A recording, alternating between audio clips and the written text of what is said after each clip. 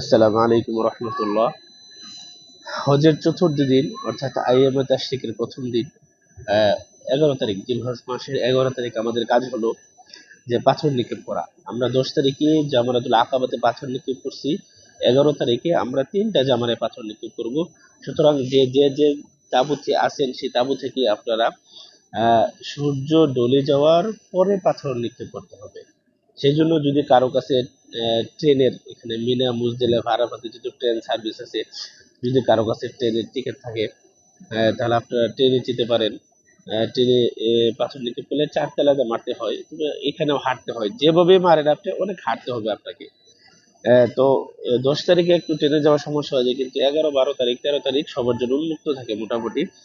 তো আপনারা ট্রেনেও যেতে পারেন অথবা হেঁটেও যেতে পারেন, পায়ে হেঁটে। পায়ে হেঁটে গেলে যদি কারো তাঁবু দূরে থাকে, একটু আগে চলে গেলেন, অর্থাৎ সূর্য আপনার যাইতে যদি আধা ঘন্টা সময় লাগে, তা আপনি সূর্য যখন ডলে যাবে 12টা বা 12টার দিকে, তখনই যেন আপনি সেখানে গিয়ে পৌঁছতে পারেন। অথবা বিভিন্ন মোয়াল্লেমদেরকে টাইম দেওয়া থাকে, যেমন কোন মোয়াল্লেম বা কোন দেশের হাজিরা কখন পাথর মারতে যাবে।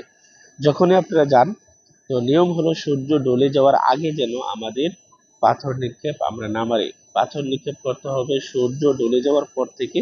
মাগরিবের আগে মারাটা ভালো, পরেও মারা যাবে। তো আমরা যখন পাথর মারতে যাব, প্রথম দিন 11 তারিখে প্রথম যে জামারাটা আছে সেইখানে বেশি ভিড় হয়, পরের দুইটাতে তেমন ভিড় হয় না। প্রথম জামারাতে আমরা পাথর মারবো, যেটা বলছিলাম আপনাদেরকে, অবশ্যই প্রথম অর্থাৎ পিলারটা একটু লম্বা থাকে। লম্বালম্বি যে দেওয়ালটা আছে আপনার প্রথম দিকে না মেরে একটু শেষের দিকে মারার চেষ্টা করবেন, তাহলে জ্যামটা কম থাকে, মানুষের ভিড়টা একটু শেষের দিকে একটু কম থাকে। তো পাথর মারতে গিয়ে খেয়াল করবেন যে মানুষ ভিড়ের কারণে অনেক দূরে থেকে যখন মারে নিক্ষেপ করে অনেকে চোখে মুখে লাগে, সেটা যেন কখনো না হয়, কষ্ট না হয়, অন্যের শরীরে যেন না লাগে। প্রথম জামারাতে 7টা পাথর নিক্ষেপ করার পরে আপনি একটু ও দূরে গিয়ে তারপরে আপনি কেবলামুখী হয়ে দোয়া করলেন, হাত উঠিয়ে আল্লাহ তাআলার কাছে, এখানে দোয়া কবুলের একটা জায়গা, দোয়া করবেন। দ্বিতীয় যখন জামারাতে পাথর মারবেন, তখন ওই গিয়ে আপনি 7টা 7টা 21টা যখন মারবেন, 7টা প্রথমটাতে, তারপরে 7টা, তারপরে 7টা, এভাবে 21টা। দ্বিতীয় জামারাতেও পাথর মারার পরে আপনি একটু সাইডে গিয়ে, বাম সাইডে গিয়ে আল্লাহ তাআলার কাছে হাত উঠিয়ে দোয়া করবেন। তৃতীয় জামারাতে পাথর নিক্ষেপ করার পরে আর এখানে দোয়া নেই, অবস্থান করতে হবে না, সরাসরি চলে যাবেন। এখানে অনেকেই বোতল নিক্ষেপ করে, অনেকে ছাতি নিক্ষেপ করে, অনেকে জুতা নিক্ষেপ করে। আপনি খবর দিন, এগুলো কখনো করবেন না। যেটা রাসূল সাল্লাল্লাহু আলাইহি ওয়াসাল্লাম সাহাবারা করেছেন সেইভাবে অনুকরণ করার চেষ্টা করবেন। আর অবশ্যই যেটা বলছি যে সবসময় পানি রাখার চেষ্টা করবেন, একটু পানি অথবা একটু জুস, পানীয় জাতীয় যেন অবশ্যই কিছু আপনার সাথে থাকে। কারণ আপনি এত রৌদ্র থাকে, এত তাপমাত্রা থাকে, এত গরম থাকে, যে একটু পরে পরে আপনার গলা শুকিয়ে যাবে, আপনার মুখ শুকিয়ে যাবে, আপনি কথা বলতে পারবেন না, এমন একটা পরিস্থিতি যখন হয়ে যাবে। তো যেন সবসময় পানি আপনার সাথে থাকে। তাহলে পাথর নিক্ষেপ করার পরে আপনার যার যার তাঁবুতে চলে যাবেন, খেমায় চলে যাবেন। মক্কাতে চলে আসেন না, কারণ রাসূলের মতো হজটা করিয়েন। অনেকে সুন্নাহ মনে করে এই মিনাতে অবস্থান করে না, এটা ঠিক না। আহ, সুন্নাহ হোক ওয়াজিব হোক, যারা ওয়াজিব মনে করে, যদি ওয়াজিব হয়ে থাকে তাহলে আপনি একটা ওয়াজিব তরক করলেন। সুতরাং অধিকাংশ উলামারা যেহেতু ওয়াজিব মনে করে, আপনারা আবার তাঁবুতে চলে যাবেন, সেখানে গিয়া সালাত কসর করবেন, 4 রাকাতের সালাত 2 রাকাত করে পড়বেন। তারপরে পাশেই আপনার মসজিদে খায়েফ আছে, অনেকে মসজিদে খায়েফে অবস্থান করে, সেখানে এলমি আলোচনা হয়, সেখানে আপনার অনেক মানুষ থাকে, সেখানেও পাশে থাকতে পারেন। মসজিদে খায়েফে অনেক নবী রাসূলগণ তারা সেখানে সলাত আদায় করেছেন, আপনিও সেখানে অবস্থান করতে পারেন, সেখানে এলমি আলোচনা শুনতে পারবেন, কিছু শিখতেও পারবেন।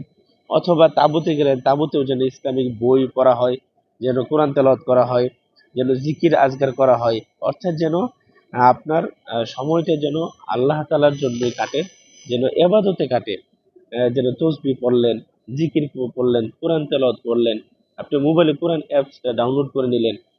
যেন সময়টা গল্প গুজব, বিভিন্ন কিস্সা কাহিনী, তারপরে গীবত করা, তারপরে চুগলখড়ি করা, মানুষের নামে বিভিন্ন বদনাম করা, মুআল্লিমের নামে বিভিন্ন দোষ বলা, এগুলো যেন না হয়। একটু হজ করতে গেলে ভাইজান একটু কষ্ট হবেই, আহ একটু কষ্ট হবেই, সুতরাং এই কষ্টটা তো আপনাকে করতে হবে। সুতরাং আমরা যেন গালিগালাজ না করে, অনেকেই মুআল্লিমকে বিভিন্ন গালিগালাজ করে, বকাবকি করে, এগুলো ঠিক না। সুতরাং আমরা হজ করতে আসছি, এখানে আপনি বাড়ির মতো কোনো কিছুই পাবেন না। আপনার সুযোগ সুবিধা কখনো আপনার মতো হবে না।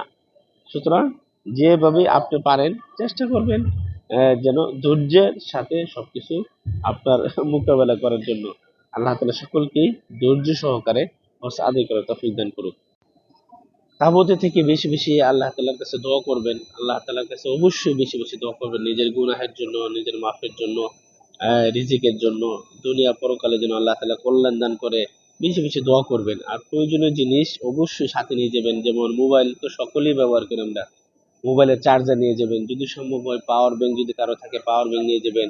চার্জারটা অবশ্যই, সেখানে অনেকে চার্জ যেহেতু দেয়, চার্জারটা অবশ্যই নিজে সংরক্ষণ করার চেষ্টা করবেন। জুতা, তারপরে আপনার গেঞ্জি, যারা প্রয়োজনীয় জিনিস একটা একটা করে আপনি নিয়ে গেলেন। অতিরিক্ত জিনিস যেন আমাদের না নিয়ে যেন আমরা বোঝার সম্মুখীন যেন না হই।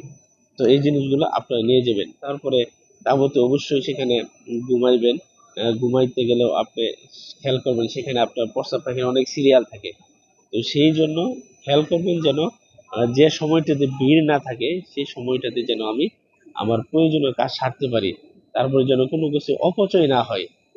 সলাৎটা সঠিকভাবে আদায় করবেন। নিজের মোবাইল, তারপরে টাকা পয়সা অবশ্যই এগুলো সংরক্ষণ করবেন। অনেকে নিজের সাথে মোবাইল রেখে চলে যায়, অনেকের মোবাইল হারায় যায়, পায় না। টাকা দেখা গেছে এমন জায়গায় রাখছে যে টাকা খুঁজে পাইলো না। এমন যেন কিছু না হয়। যে গুরুত্বপূর্ণ যে জিনিসগুলা আপনার যে পাশে কেউ থাকবে তার কাছে অবশ্যই রেখে যাবেন, অথবা নিজের সাথে বেল্টের ভিতরে টাকা রাখবেন, পকেটের ভিতরে মোবাইলটা নিয়ে চলে গেলেন। তো যেন গুরুত্বপূর্ণ জিনিস যেগুলো আছে অবশ্যই নিজেরটা নিজে সংরক্ষণ করার চেষ্টা করবেন। আসসালামু আলাইকুম রহমতুল্লাহি ওয়া বারাকাতুহু।